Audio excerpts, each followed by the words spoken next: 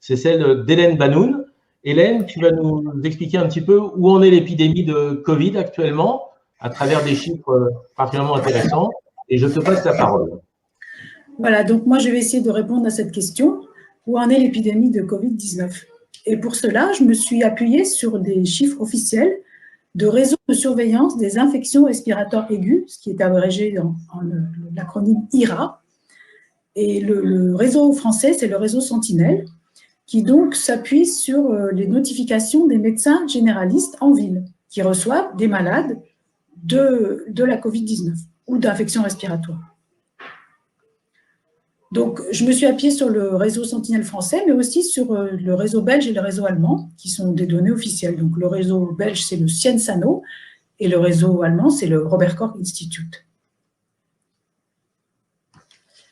Donc, voilà la première courbe, c'est la courbe du taux d'incidence des infections respiratoires aiguës en France.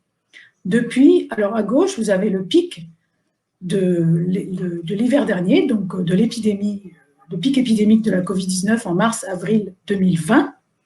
Au milieu, vous avez une bosse qui correspond à l'épidémie d'automne, de octobre, novembre, décembre, à peu près. Et nous sommes tout à fait à droite. Ici, à la droite, vous avez la semaine 13. En ce moment, on est dans la semaine 14. Donc, on voit qu'on est sur un plateau bas, avec un taux d'incidence de 100 cas de Covid, 100 cas d'infection respiratoire aiguë pour 100 000 habitants. Essayez de retenir ce chiffre de 100 pour 100 000 habitants en France. Donc, le réseau Sentinelle s'appuie sur les consultations de médecine de ville et il a tiré de ces données une estimation des nouveaux cas de Covid qui ont consulté un médecin généraliste dans la dernière semaine, du 29 mars au 4 avril. Il est arrivé au chiffre de 22 870 nouveaux cas de Covid pour toute la France dans la semaine. Bon, là, en dessous, je vous ai donné des changements de modalité de notification. On ne va pas s'attarder dessus parce que c'est assez compliqué, mais ce qu'on peut en retenir, c'est que jusqu'en 2020, le Sentinelle récoltait les syndromes grippaux, essayait d'estimer les syndromes grippaux, et à partir de la Covid-19, comme ce n'est pas une grippe, c'est un autre virus, il s'est intéressé aux infections respiratoires aiguës, donc c'est plus général. Voilà. Et ensuite, ils ont encore rechangé leur système de calcul. C'est un peu compliqué, là, en mois de mars, mais apparemment, de toutes les façons, leur système de calcul va dans le sens de donner de plus en plus d'augmenter les chiffres d'estimation. Donc, ça ne va pas contre mon raisonnement. La prochaine diapo. Voilà. Donc, on en était à un chiffre de 22 800 pour Sentinelle, cas de Covid dans la semaine, alors que si vous écoutez les annonces officielles, Santé publique France, donc SPF, nous annonce plus de 200 000 cas par semaine. Et dans ces 22 870 cas de Sentinelle, Sentinelle estime que dans les infections respiratoires aiguës, seulement 2,9% sont dus au SARS-CoV-2, qui est le virus de la Covid-19. Ceci est fondé sur des prélèvements virologiques chez les malades qui viennent en consultation. Voici sur cette courbe un résumé des épidémies de grippe depuis 1984, date de la création du réseau Sentinelle. Donc, je vous rappelle, jusqu'en 2020, Sentinelle explorait les syndromes grippaux. Et depuis 2020, il explore les infections respiratoires aiguës de manière plus large. Donc, sur ce schéma, on voit superposer toutes les courbes, avec les courbes les plus anciennes sont les moins foncées, les plus faiblement marquées. On a donc la courbe bleu foncé qui correspond à la saison 2018-2019, donc de la grippe habituelle. Et vous pouvez voir que le taux d'incidence à gauche, il est autour de 500.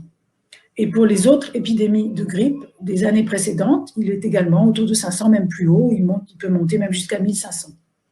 Donc, tout à l'heure, nous avons vu qu'en ce moment, nous sommes à 100 infections respiratoires aiguës pour 100 000 habitants, alors qu'une épidémie classique est entre 500 et 1000. Qu'est-ce qui se passe en Allemagne? Alors, en Allemagne, c'est la même chose. Vous avez une courbe où j'ai mis une flèche jaune qui est un peu effacée pour 2018-2019, qui correspond donc aux épidémies de grippe de cette année-là. En bleu clair, vous avez l'épidémie 2019-2020 qui correspond à l'épidémie de Covid-19 de l'an dernier. Et en bleu foncé, vous avez l'épidémie de cette année. Donc, on voit qu'on est vraiment très bas. Bon, on a des taux d'incidence qui sont différents en Allemagne, qui sont décalés. Je suppose que les modalités de notification sont différentes, mais en tout cas, par rapport aux épidémies classiques, on est à un taux très bas aussi, comme en France. Et on va voir que c'est la même chose en Belgique.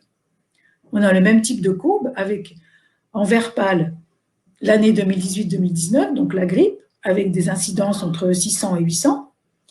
Et en bleu pointillé, 2019-2020, donc la Covid-19 de l'an dernier, mars-avril. Et en rouge, vous avez l'état actuel des infections respiratoires aiguës, qui est aussi très bas, aussi aux alentours de 100, un peu comme en France, 100 cas pour 100 000 habitants. Donc, dans ces infections respiratoires aiguës, il y a toutes sortes d'infections respiratoires. Il y a la Covid, mais il y a d'autres virus. Et tous ces systèmes de surveillance surveillent aussi et typent les virus respiratoires. Alors, en France, c'est toujours Sentinelle qui type les virus. Vous voyez sur cette courbe l'évolution depuis la semaine 37 de 2020, donc c'est l'automne, l'évolution de la circulation des virus respiratoires. Le SARS-CoV-2, donc le virus de la Covid-19, il est en jaune avec 2 flèches. J'ai mis une flèche à gauche, vous voyez la bosse, c'est l'épidémie, la vague épidémique de novembre, de l'automne dernier. Et ensuite, nous, on est tout à droite, la flèche jaune à droite, et on voit que la ligne jaune est presque en bas, c'est-à-dire qu'il n'y a quasiment plus de circulation de SARS-CoV-2. Et on voit également que les autres virus à infection respiratoire commencent à prendre le dessus, à remonter. En particulier, en violet, les rhinovirus et en vert, les métapneumovirus. Tout ça, ce sont des virus de rhume banal qui reprennent le dessus sur le SARS-CoV-2 qui s'épuise, apparemment d'après les données officielles. En Allemagne, c'est la même chose. On a au milieu le SARS-CoV-2 qui est aussi en jaune, avec une bosse à la fin de l'année dernière, à l'automne. En bleu clair, les rhinovirus, qui sont un peu présents toute l'année, mais qui maintenant prennent le dessus sur le SARS-CoV-2. Et on voit aussi monter à droite une courbe marron qui correspond au coronavirus de rhume banal, qui existe depuis longtemps, qu'on connaît depuis longtemps, et qui sont responsables de rhume banal tous les ans, qui reprennent le dessus avec les rhinovirus sur le SARS-CoV-2 qui, lui, s'épuise aussi. Et enfin, en Belgique, c'est la même chose. Là, ici, on n'a pas une courbe, on a des barres. Nous sommes tout à fait à droite, donc sur la semaine 12, on voit une grosse barre verte qui correspond à des rhinovirus, donc des virus de rhume banal. Le SARS-CoV-2, il est encore en jaune-orange, il est tout en bas, il est très faible, il s'épuise aussi. Et en violet, on voit RSV, c'est le virus respiratoire syncytial qui est aussi responsable d'infections respiratoires aiguës. Donc, en résumé, nous sommes en dessous des seuils habituels, enfin des taux d'incidence habituels des infections respiratoires aiguës graves comme la grippe. Nous sommes bien en dessous de ce qu'il y avait l'an dernier pour la Covid-19 en phase épidémique. Donc, on peut dire qu'en ce moment, nous ne sommes pas en période épidémique. Et il y a vraiment une divergence entre le discours officiel et les chiffres officiels. Les chiffres officiels ne nous montrent pas de 3e vague et le discours officiel nous parle d'une 3e vague. Et il faut rappeler qu'il faut toujours se fonder sur les médecins de ville. Ce sont eux qui voient les malades en premier et ce sont eux le premier signal d'une épidémie. Donc, encore une fois, en ce moment, nous ne sommes pas en période épidémique. Voilà, merci.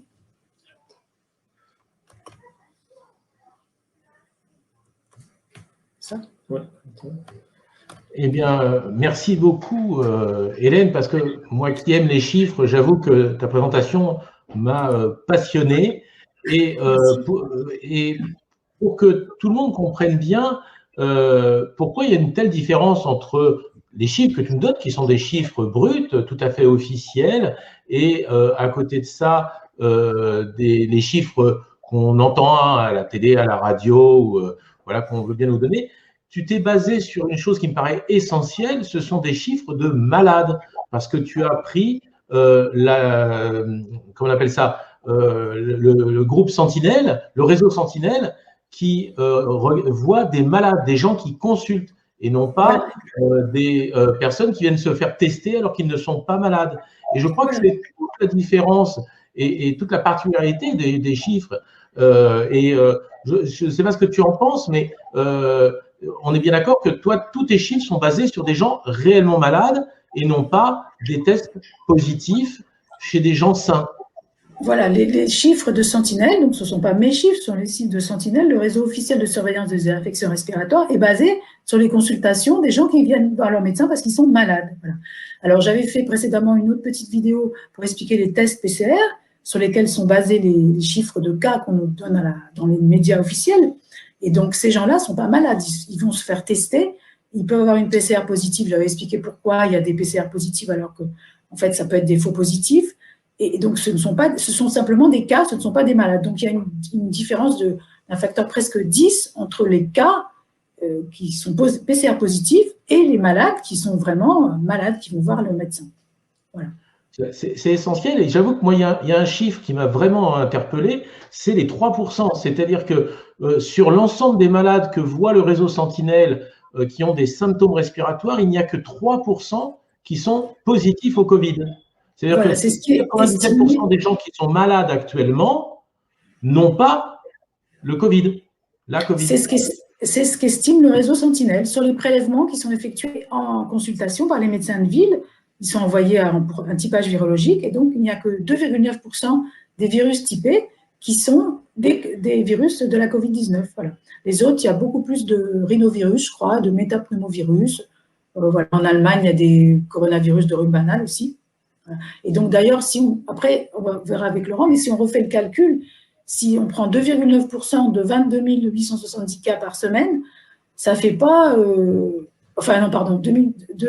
2,9% de 100, d'une incidence de 100 pour 100 000 habitants, ça ne fait pas 22 870, ça fait dans les 2000. Bon, alors, je ne sais pas comment ils arrivent de 2000 à 22 000. Et ensuite, nous, le Santé publique France passe à 200 000. Voilà. C'est la multiplication des pains, ça. Est-ce que l'un de mes confrères veut rajouter quelque chose? Oui, moi. Laurent, toi qui es un spécialiste des chiffres aussi. C'est pas en tant que spécialiste des chiffres que j'interviens, mais c'est en tant que… J'ai fait partie de l'équipe qui a monté le réseau Sentinelle. Et effectivement, il me semblait très important de s'appuyer sur les données du réseau Sentinelle, comme on sait toujours… Alors, est-ce qu'on me voit ou est-ce qu'on entend toujours? Oui, c'est-à-dire que le suivi des épidémies en France était fondé sur ce qu'on appelle un gold standard, c'est-à-dire le maître étalon, si vous voulez, de l'épidémiologie, de la surveillance des pathologies infectieuses, qui était justement le réseau Sentinelle. Et bizarrement, dans cette épidémie-là, eh bien, on ne s'est plus du tout appuyé sur le réseau Sentinelle.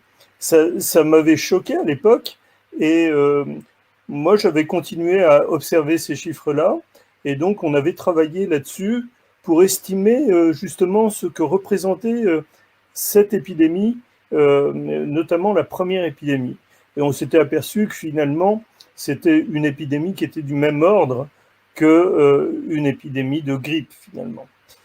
Comme il n'y avait pas eu d'épidémie de grippe ou une épidémie relativement faible, moi j'avais continué à assimiler finalement ce qu'on appelle les IRA, les infections respiratoires aiguës, aux syndromes grippaux qui, eux, avaient disparu. Et finalement, la courbe était dans une réelle continuité, si vous voulez.